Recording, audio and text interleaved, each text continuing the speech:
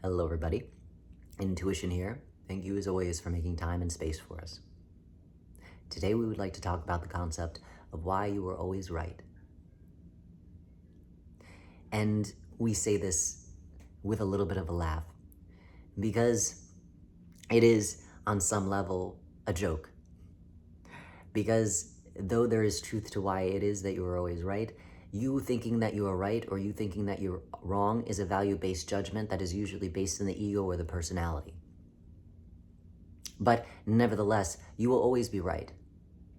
And in contrast, you will always be wrong. And we say that again because if you are right, then that means that somebody else is wrong. That means that there's a winner, and that means that there is a loser. And there really is no such thing, even though this is a game of life in an illusion in and of itself.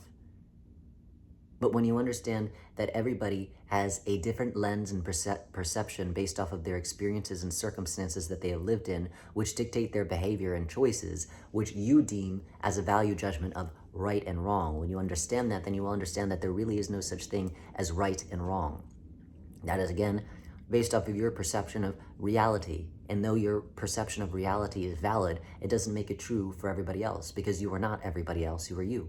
Invaluable, beautiful, unique, individualized you that only knows your experience. And again, very valid, very essential, very needed.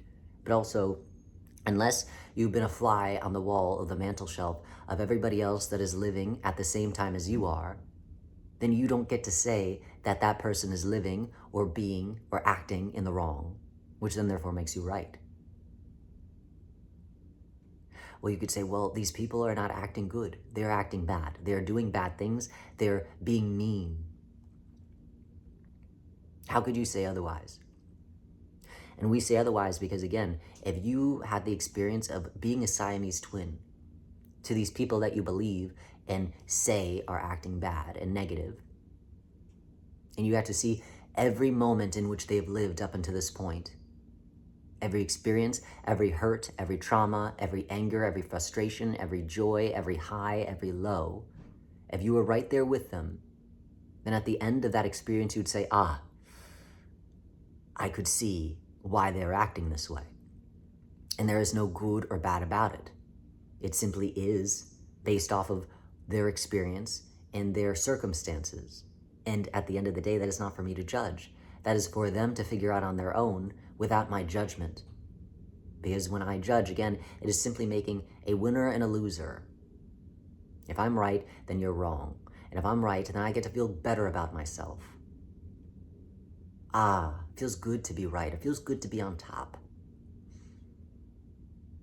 Because that means that I'm up here and the other person is down here. And we're not to say that that, again, isn't valid for you in the reality that you're living in, but that doesn't make it universal in the experience that everybody else is living in. So then, therefore, there is no winners, there are no losers, there is no good, there is no bad. It is based off the perception and lens that the individual is experiencing based off of their experiences within their history of time here on this planet in this recent animation and reincarnation. So when you understand that, then it is important that there is space for both of you to be right, for both of you to be wrong. There is no right, there is no wrong, there is no plus, there is no negative. There is simply neutrality and objectivity. Because when you base your observing of what it is that's going on in neutrality, right in the middle, you're not moving too far into the positive, you're not moving too far into the negative. You're not moving into a value-based judgment that, again, is putting you in an image of the past. Because, again, in order for you to judge something, you need to jump into your memory bank, so to speak, your personality, to remember and pull up a image that is similar to this situation in which you are living in, to compare it to say, no, this doesn't match up with what it is that I remember to be right for myself. And if you're doing that, then that means that you are no longer in the present moment, which means you don't really get to say if something is good or bad, because you're not even here anyway. You're in the past. And as soon as, again, you're in the past, you're not in this moment seeing what it is that's unfolding. You're remembering what has unfolded for you previously, which is again taking you away from what needs to be in your awareness in this present moment.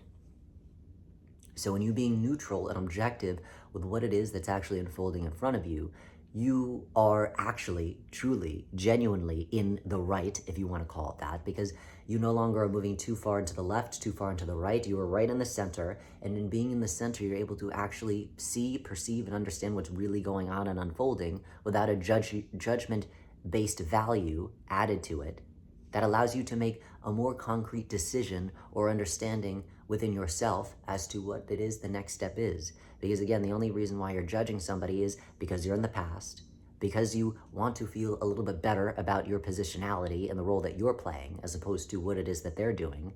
But also, it is a safety mechanism. A safety mechanism to say, well, what they're doing is bad. And if what they're doing is bad, that might taint me. And if that taints me, then that won't be good for me. That won't keep me safe in the box, in the role it is that I understand myself to be based off the lens of the personality. That is going to put me farther away from what it is I identify myself as. So, I must get away. And again, we're not saying that that's not valid. But also, that's not really based in the truth and genuineness of who it is that you are either. Because if you really knew yourself, you would know that anybody doing whatever the hell they want to do is not going to really influence you because you know yourself. If you don't want something, somebody suggesting it to you isn't going to pull you into that direction and then therefore make you succumb to peer pressure of being bad. You know yourself. No, I don't want to eat shit today. I know I don't like shit.